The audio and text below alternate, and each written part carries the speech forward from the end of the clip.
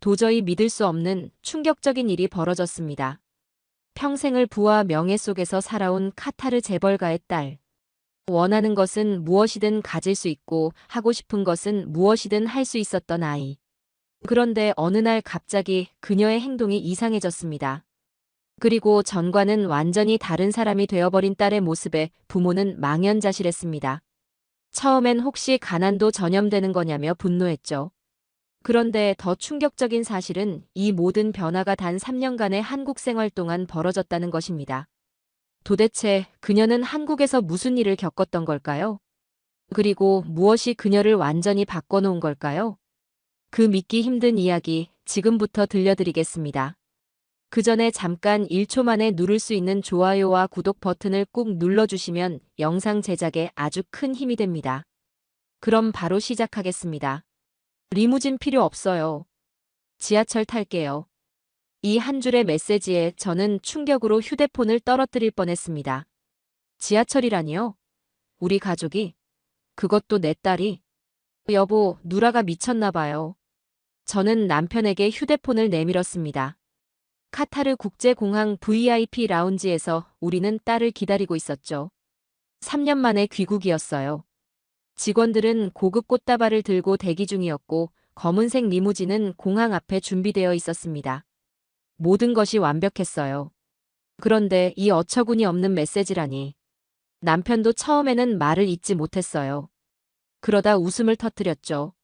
아이가 장난을 치나 보군. 하지만 이내 또 메시지가 왔습니다. 엄마, 진지해요. 전 이제 리무진 같은 거 필요 없어요. 그냥 지하철 타고 갈게요. 집에서 봐요. 저는 그 자리에서 무너질 것 같았습니다. 우리 딸이 대중교통을 타겠다고? 그것도 모자라 경호원도 없이 혼자서? 도하의 지하철은 일반 시민들이 이용하는 곳인데. 이게 다 한국 때문이에요. 저는 남편에게 말했습니다. 우리가 잘못했어요. 그 나라에 보내지 말았어야 했어. 남편은 한숨을 쉬었습니다. 일단 집으로 돌아가자. 기다려도 소용없겠어. 저희는 누라를 기다리다 결국 공항을 나왔습니다. 물론 경호원 한 명은 그대로 남겨두었죠. 그렇게 빈손으로 집에 돌아왔어요. 가사 도우미들은 놀란 눈으로 우리를 바라봤습니다. 우리 가족이 딸 없이 돌아온 사실에 놀라는 듯 했어요. 저는 거실에 앉아 불안하게 시계만 바라봤어요. 1시간, 2시간이 지났습니다. 그때 현관 초인종이 울렸어요.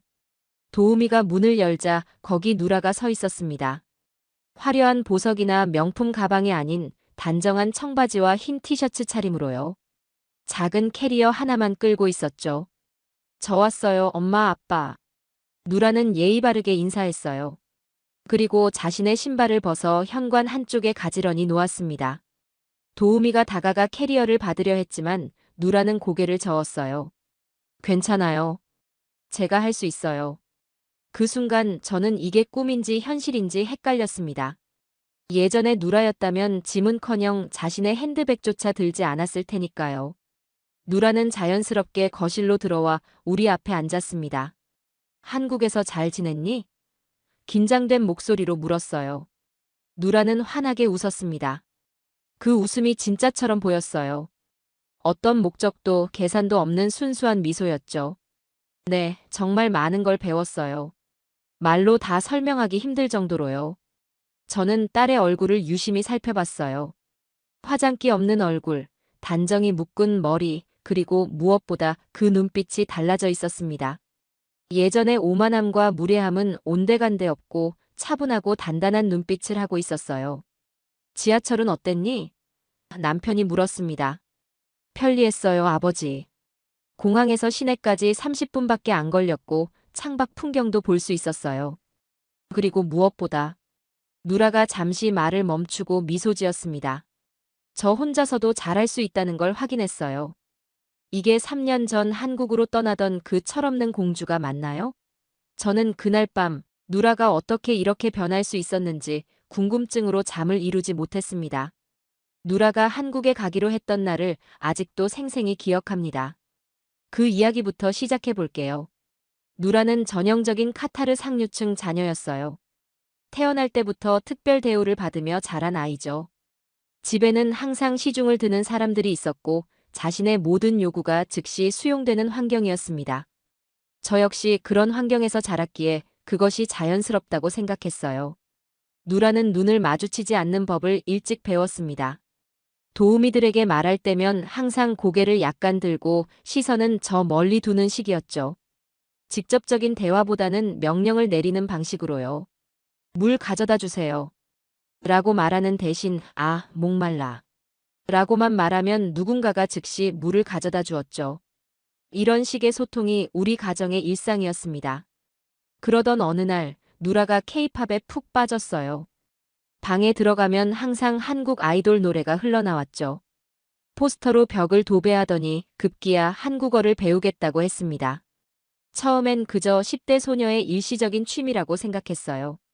그런데 상황이 달라졌습니다. 누라의 16번째 생일 파티 날이었어요. 저희는 최고급 호텔을 통째로 빌려 성대한 파티를 열었죠. 친구들, 친척들, 심지어 왕족 몇 명도 초대했습니다. 모든 게 완벽했어요. 파티가 한창일 때 누라가 저에게 다가와 귓속말을 했습니다. 엄마, BTS 오빠들 좀 불러줘요. 제 생일 파티예요. 저는 그 말을 듣고 얼어붙었어요. 세계적인 아이돌을 마치 피자 배달시키듯 불러달라니요. 누라, 그건 불가능해. 그들은 매우 바쁜 사람들이야. 누라의 표정이 금세 일그러졌습니다. 왜요? 돈이 문제예요? 아빠한테 말하면 되잖아요. 그냥 초대비 얼마 내면 되는 거 아니에요? 저는 할 말을 잃었어요. 딸이 세상을 어떻게 보고 있는지 그 순간 충격적으로 깨달았습니다. 누라의 눈에는 모든 것이 돈으로 해결되는 문제였고 모든 사람은 돈을 주고 부를 수 있는 존재였던 거예요. 그날 밤 파티가 끝나고 남편과 깊은 대화를 나눴습니다. 여보, 우리 딸이 사람을 어떻게 대하는지 보셨어요? 마치 모든 사람이 자신을 위해 존재하는 것처럼 행동해요. 남편은 오랫동안 말없이 창밖을 바라보더니 천천히 입을 열었어요. 내가 비즈니스로 한국에 갔을 때 만난 사람 기억나? 그 회사 회장은 직원들과 같은 구내식당에서 밥을 먹고 자기 컵으로 물을 따라 마시더군. 그리고 가장 인상적이었던 건 남편이 잠시 말을 멈췄어요. 그 사람의 아들이 지하철을 타고 학교에 다닌다는 거였어. 그날 밤 우리는 결심했습니다. 누라를 한국으로 유학 보내기로요. 목적은 공부가 아니었어요. 사람답게 사는 법을 배우게 하는 것이었죠. 물론 누라는 강력히 반대했습니다. 친구들과 떨어지기 싫다고 왜 자기만 멀리 보내느냐고 울며 항의했죠. 저희가 단호하게 나서자 마지막 협상 카드를 꺼냈어요. 그럼 한국에 가면 오빠들 만날 수 있어요? 저는 웃음을 참으며 말했습니다. 누가 알겠니? 서울은 작은 도시가 아니지만 운이 좋으면 어쩌면. 그렇게 누라는 한국행 비행기에 올랐습니다. 그리고 3년 후 완전히 다른 사람이 되어 돌아왔죠. 누라가 떠난 후 첫 몇 달은 매우 고요했습니다. 저는 딸의 빈방을 지나칠 때마다 가슴이 아팠어요. 전화통화는 짧고 건조했죠. 친구 관계, 학교 생활에 대해 물으면 네, 괜찮아요 정도로만 대답했습니다. 한국에 보낸 것이 정말 옳은 결정이었을까 의심이 들기 시작했어요. 한국의 호스트 가정에 연락해봤지만 조금 말이 없지만 잘 적응하고 있다는 답변만 돌아왔죠. 남편은 아이가 적응하는 시간이 필요하다며 저를 안심시켰습니다. 그러던 어느 날 제가 계약한 경호원으로부터 사진 한 장이 도착했어요. 물론 누라는 경호원이 있다는 사실을 몰랐죠. 멀리서 지켜봐달라고 부탁한 것뿐이었으니까요. 그 사진을 보는 순간 저는 숨이 멎는 듯 했어요. 사진 속 누라는 교복을 입고 학교 식당 줄에 서 있었습니다. 앞사람과 똑같은 거리를 두고 자연스럽게 차례를 기다리고 있었어요. 그리고 무엇보다 웃고 있었습니다. 화장기 없는 얼굴로 진심으로 웃고 있었어요. 옆에는 한국 친구들이 있었고 그들과 이야기를 나누는 모습이었죠. 저는 그 사진을 남편에게 보여줬어요. 남편도 놀란 눈으로 사진을 보더니 미소 지었습니다. 변하고 있군. 점점 더 많은 사진들이 도착했어요.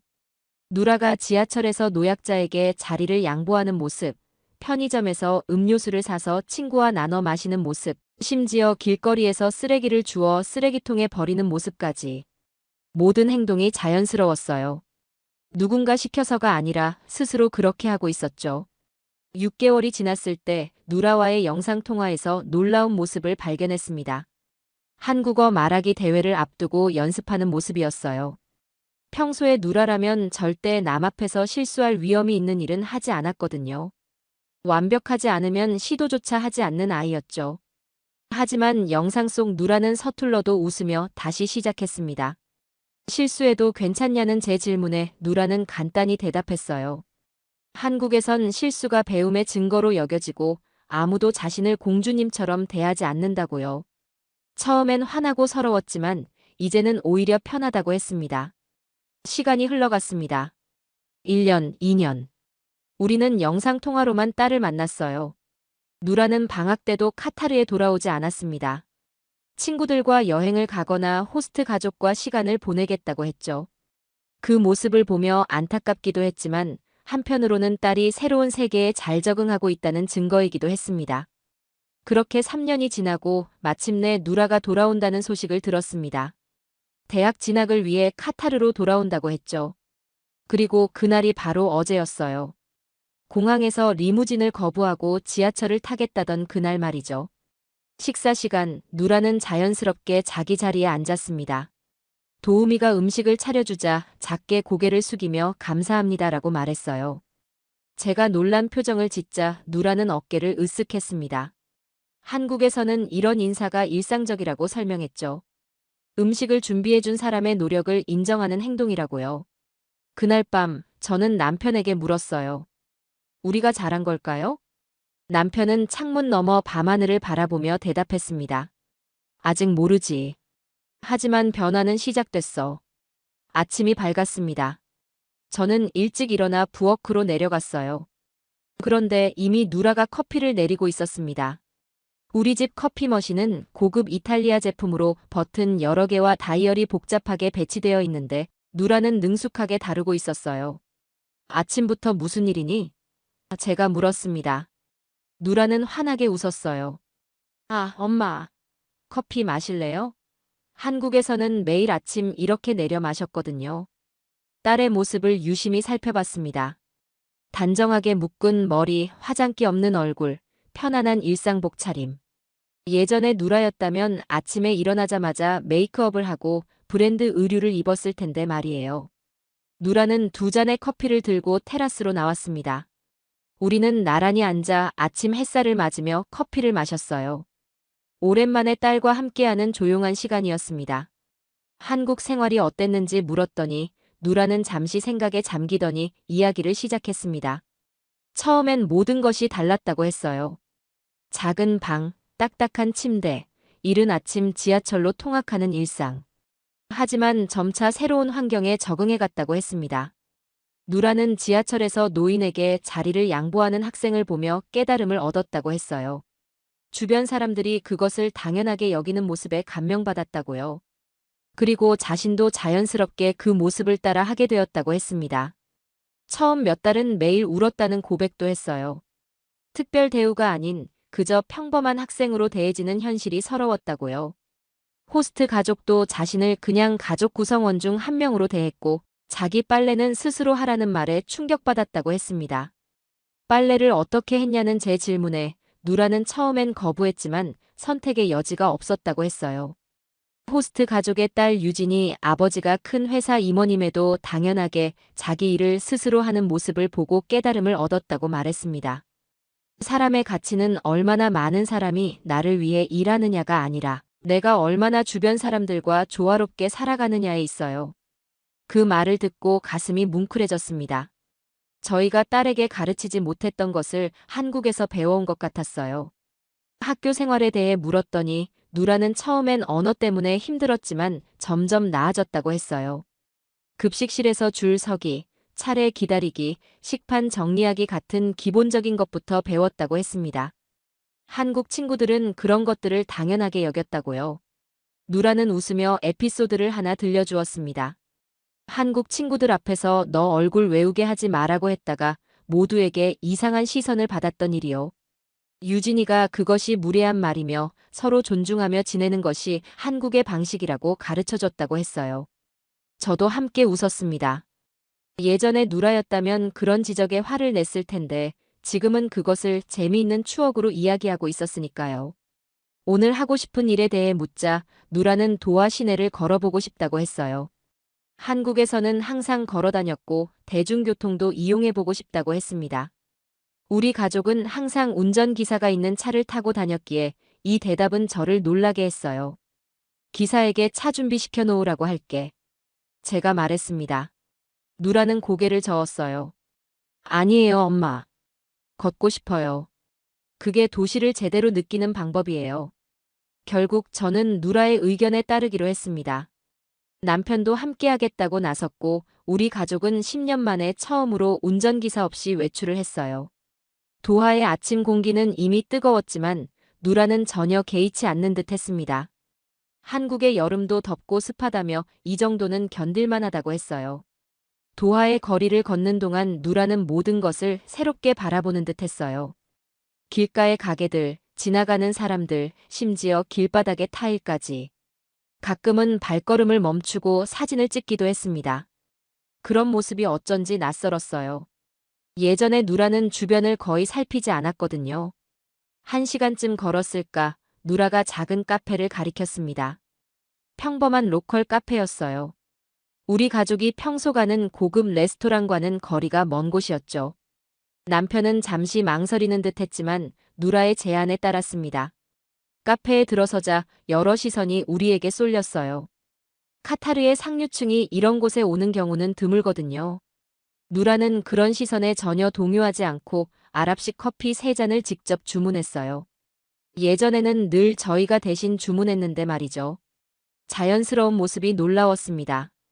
누라는 한국에서는 모든 걸 스스로 해야 했다고 했어요. 주문부터 계산, 심지어 설거지까지요. 커피를 마시며 우리는 카타르의 변화에 대해 이야기했어요. 도하의 새 건물들, 월드컵 이후의 변화들, 그리고 가족 소식들. 대화 도중 누라가 정이라는 개념에 대해 말했습니다. 사람 사이의 유대감 같은 거라고요. 호스트 할머니가 항상 귤을 까서 건네주신 예를 들며 설명했어요. 남편이 그건 아랍의 환대 정신과 비슷하지 않냐고 묻자 누라는 차이점을 지적했습니다. 우리는 손님이나 지위가 높은 사람에게만 그러지만 한국에서는 모든 사람에게 그런다고요. 버스 기사, 편의점 직원, 학교 청소부까지. 누라의 말에 저는 깊은 생각에 잠겼습니다. 사실 저희 집에서는 도우미들을 거의 눈에 보이지 않는 존재처럼 대했거든요. 누라의 변화는 단순히 겉모습이 아닌 세상을 바라보는 시각 자체가 달라진 것이었어요. 카페를 나와 우리는 도하의 전통시장으로 향했습니다. 그곳에서 누라는 상인들과 대화를 나누며 물건 값을 흥정했어요. 저는 딸이 이런 모습을 보여줄 거라고는 상상도 못했습니다. 예전에 누라였다면 가격을 물어보지도 않고 그냥 샀을 텐데 말이에요. 아니, 애초에 이런 곳에 오지도 않았겠죠. 시장을 둘러보는 동안 누라는 작은 공예품 가게에서 오랫동안 머물렀어요. 카타르 전통 장신구를 파는 곳이었는데 누라가 주인 아주머니와 이야기를 나누는 모습이 인상적이었습니다. 예전에 누라라면 상인과 대화는커녕 눈도 마주치지 않았을 텐데 말이죠. 이 목걸이 정말 아름다워요. 직접 만드신 거예요? 누라가 물었어요. 상인 아주머니는 놀란 눈치였지만 곧 환하게 웃으며 자신의 작품에 대해 설명했죠. 그들의 대화를 지켜보며 저는 딸의 달라진 모습에 다시 한번 놀랐어요. 누라는 상인의 이야기를 진심으로 경청하고 있었거든요. 결국 누라는 그 목걸이를 샀습니다. 그런데 놀라운 건 가격을 흥정하는 과정이 아니라 누라가 상인에게 보인 감사의 마음이었어요. 정말 멋진 작품이에요. 감사합니다. 그 모습을 지켜보며 저는 문득 깨달았어요. 우리가 누라에게 가르치려 했던 사람의 의미가 한국에서는 자연스럽게 일상에 녹아 있었던 거예요. 누라는 특별한 교육 프로그램이나 강의가 아닌 그저 한국인들의 일상을 통해 사람답게 사는 법을 배워온 것이었습니다. 집으로 돌아오는 길, 누라가 내일은 다 함께 지하철을 타보자고 제안했어요. 남편과 저는 서로 눈빛을 교환했습니다. 그리고 웃으며 고개를 끄덕였어요. 저는 그날 밤 오랜만에 평온한 마음으로 잠들었습니다. 딸이 변해 있었지만 그 변화가 우리 가족에게도 좋은 영향을 줄 것 같다는 예감이 들었거든요. 누라의 말대로 정이라는 것, 그리고 사람과 사람 사이의 관계를 더 소중히 여기는 방식에 대해 생각해 보게 되었습니다. 다음 날 아침, 우리는 약속대로 지하철역으로 향했습니다. 남편은 조금 불안해 보였지만 누라의 자신감 있는 모습에 안심한 듯 했어요. 저도 솔직히 처음 타보는 대중교통이라 긴장되었습니다. 평생 리무진과 고급 차량만 타고 다녔으니까요. 이쪽이에요. 티켓부터 사야 해요. 누라가 티켓 발매기 앞으로 우리를 안내했어요. 손가락으로 화면을 능숙하게 터치하며 목적지를 선택하고 요금을 지불했죠. 아주 자연스러운 모습이었어요. 마치 평생 그렇게 해온 것처럼. 지하철 플랫폼에 도착했을 때 다양한 계층의 사람들이 모여 있었습니다. 노동자들, 학생들, 평범한 시민들. 모두가 한 공간에 함께 있었어요. 이런 광경은 저희에게 꽤 새로웠죠. 우리 가족은 항상 격리된 공간에서 다른 계층과 분리된 채로 생활해왔으니까요. 지하철이 도착하자 누라는 우리를 자연스럽게 안내했어요. 사람들로 꽤 붐볐지만 누라는 전혀 당황하지 않았습니다. 자리를 찾아 앉자 누라가 말했어요. 한국의 지하철은 이것보다 훨씬 복잡해요. 출퇴근 시간에는 발 디딜 틈도 없을 정도죠. 사람들로 가득한 공간 속에서 저는 문득 새로운 시선으로 도화를 보게 되었어요. 이제껏 보지 못했던 도시의 모습, 듣지 못했던 소리들, 경험하지 못했던 느낌들. 모두가 새롭게 다가왔습니다. 재밌지 않아요? 누라가 물었어요. 모든 사람이 같은 공간에서 같은 경험을 나누는 거예요. 한국 사람들은 이걸 공동체 의식이라고 불러요. 남편이 고개를 끄덕였습니다. 확실히 다른 느낌이군. 지하철을 타고 도하의 쇼핑몰에 도착했어요. 그곳에서 우리는 일반 음식점에서 점심을 먹기로 했습니다. 고급 레스토랑이 아닌 현지인들이 주로 찾는 곳이었어요. 누라는 메뉴를 고르고 직접 주문했습니다. 음식이 나오자 조용히 잘 먹겠습니다 라고 말했어요. 한국에서는 식사 전에 항상 이렇게 말해요. 요리사와 재료에 대한 감사의 표현이죠. 음식을 다 먹은 후에도 누라는 잘 먹었습니다 라고 말했어요. 그리고 테이블을 조금 정리했죠. 저는 그런 모습이 신기했습니다. 우리 집에서는 그런 일을 해본 적이 없었거든요. 쇼핑몰을 구경하는 동안 누라는 자신이 한국에서 얼마나 많은 것을 배웠는지 이야기했어요. 실용적인 기술부터 대인관계의 기술까지. 특히 인상적이었던 건 누라가 말하는 눈치라는 개념이었습니다. 한국 사람들은 서로의 눈치를 많이 봐요. 처음엔 답답했는데 나중에 보니 그게 배려더라고요. 상대방이 불편하지 않게 모두가 함께 조화롭게 지내기 위한 방식이었어요. 저녁이 되어 집으로 돌아오는 길에 누라가 조용히 말했습니다. 사실 처음에 한국에 갔을 때 정말 힘들었어요. 누라의 목소리에서 진심이 느껴졌어요. 모든 게 낯설었고 아무도 절 특별하게 대해주지 않았어요. 첫 달에는 매일 밤 울었죠. 여기로 돌아오고 싶었어요. 저는 놀라서 물었어요. 그런데 왜 말하지 않았니? 누라가 살짝 웃었습니다. 말했다면 엄마 아빠가 절 데려갔을 테니까요. 그런데 시간이 지나면서 점점 달라졌어요. 저만의 공간과 시간이 생기니 오히려 자유롭게 느껴졌어요. 누구의 딸도 어떤 집안의 사람도 아닌 그냥 누라로 살 수 있었거든요. 그 말을 듣고 저는 마음이 아팠어요. 우리 가족의 이름과 지위가 누라에게 짐이 되었다는 사실을 이제야 깨달았으니까요. 우리는 딸을 특별하게 키우려 했지만 오히려 그게 누라를 고립시켰던 거예요. 집에 도착해서 저는 문득 물었습니다. 지금은 한국이 그리워? 누라는 잠시 생각하더니 고개를 끄덕였어요. 네, 그리워요. 하지만 이젠 어디에 있든 제가 배운 걸 실천할 수 있을 것 같아요. 그날 저녁, 저는 남편과 깊은 대화를 나눴습니다. 우리가 누라에게 제공했던 환경이 과연 올바른 것이었는지 많은 생각이 들었거든요. 뜻밖에도 남편도 같은 생각을 하고 있었어요. 누라가 한국에서 배운 건 단순히 예절이나 독립성이 아닌 것 같아. 사람과 사람 사이의 관계, 공동체 속에서 함께 살아가는 방법을 배운 거지. 밤늦게까지 우리는 누라의 변화에 대해, 그리고 우리 자신의 삶의 방식에 대해 이야기했습니다. 우리가 살아온 방식, 주변 사람들을 대하는 태도, 그리고 무엇보다 타인과의 관계에서 진정으로 중요한 것이 무엇인지에 대해서요. 다음 날 아침, 누라가 뜻밖의 제안을 했어요. 엄마, 아빠, 이번 주말에 자원봉사 활동 한번 해볼래요? 처음에는 그게 무슨 말인지 이해하지 못했어요. 자원봉사라니요? 우리 가족은 항상 기부는 많이 했지만 직접 시간과 노력을 투자하는 봉사활동은 한 번도 해본 적이 없었거든요. 어떤 봉사활동? 남편이 물었습니다. 도하 외곽에 있는 이주 노동자 지원센터에서 식사봉사를 할 수 있대요. 한국에서도 종종 했었거든요. 학교에서 친구들과 함께요. 저는 망설였습니다. 이주 노동자들과 직접 만나서 봉사한다는 건 상상도 못 해본 일이었으니까요. 하지만 누라의 진지한 표정을 보니 거절하기 어려웠어요. 한번 해볼까? 남편이 제게 눈짓했습니다. 그렇게 우리는 주말에 봉사활동을 가기로 했어요. 누라가 모든 준비를 했죠. 센터에 연락해 일정을 잡고 무엇을 도울 수 있는지 알아보았습니다. 그 모습이 무척 어른스러워 보였어요. 주말이 되자 우리 가족은 평소와 다른 옷차림으로 집을 나섰습니다. 화려한 옷이나 액세서리 대신 편안한 평상복을 입었죠. 이주 노동자 지원센터로 향하는 길, 저는 여전히 불안했어요. 이런 경험은 처음이었으니까요. 센터에 도착하자 자원봉사자 코디네이터가 우리를 반갑게 맞아주었습니다. 우리 가족이 누구인지 알아보고는 놀란 눈치였지만 누라가 자연스럽게 대화를 이어갔어요. 한국에서 봉사활동을 많이 했었어요. 부모님과 함께 와봤는데 무엇을 도울 수 있을까요? 코디네이터는 주방에서 음식을 준비하고 배식하는 일을 부탁했습니다.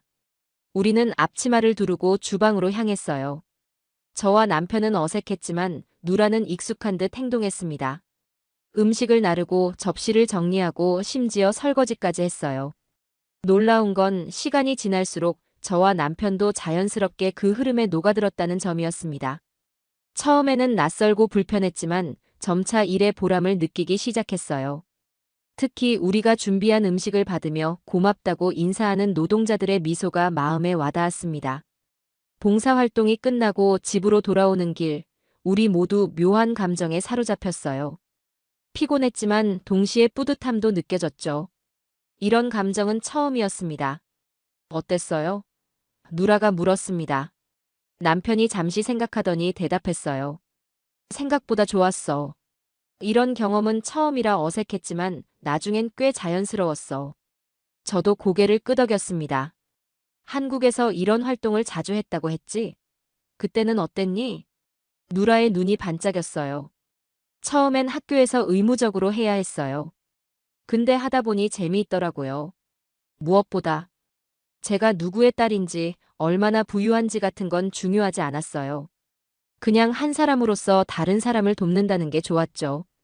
그날 밤 저는 오랜만에 깊은 생각에 잠겼습니다. 우리가 평생 추구해온 가치가 과연 무엇이었는지, 그리고 진정으로 중요한 것은 무엇인지에 대해서요. 특권과 부 속에서 우리가 잃어버린 것은 무엇일까? 누라는 한국에서 그것을 찾아온 것 같았어요. 시간은 빠르게 흘러 어느덧 누라가 집에 돌아온 지 2주가 지났습니다. 대학 입학을 앞두고 있었지만 누라는 카타르 내 대학보다는 다시 한국으로 돌아가 서울에 있는 대학교에 진학하고 싶다고 했어요. 처음에는 반대했지만 이제는 누라의 선택을 존중해주기로 했습니다. 오늘은 누라의 생일이에요. 예전 같았으면 호화로운 파티를 열고 많은 사람들을 초대했겠지만 누라는 간소하게 가족끼리만 축하하자고 했습니다. 그리고 뜻밖의 제안을 했어요. 생일 선물로 특별한 것을 부탁해도 될까요? 물론이지, 무엇이든. 제가 대답했습니다. 가족 식사를 제가 준비하고 싶어요. 한국에서 배운 요리로요. 저는 놀라서 말문이 막혔어요. 우리 집에서는 항상 전문 요리사가 음식을 준비했거든요. 누라가 직접 요리를 한다는 건 상상도 못한 일이었습니다. 괜찮겠니? 요리사에게 부탁하면. 누라가 고개를 저었어요. 제가 정말 하고 싶어요. 한국에서 호스트 어머니께 배운 요리들이 있거든요. 그렇게 누라는 부엌을 점령했습니다. 도우미들은 옆에서 돕고 싶어 했지만 누라는 대부분의 일을 혼자 하겠다고 고집했어요. 불안했지만 누라의 자신감 있는 모습을 보며 기다리기로 했습니다. 저녁이 되자 식탁에는 정성스럽게 차려진 음식들이 놓였어요. 한국식 불고기, 김치찌개, 잡채, 그리고 여러 반찬들. 모두 누라가 직접 만든 것들이었죠. 생일 축하해, 누라. 남편이 와인 잔을 들었어요. 누라는 환하게 웃었습니다. 고마워요, 아빠, 엄마. 우리는 누라가 준비한 음식을 맛보기 시작했어요.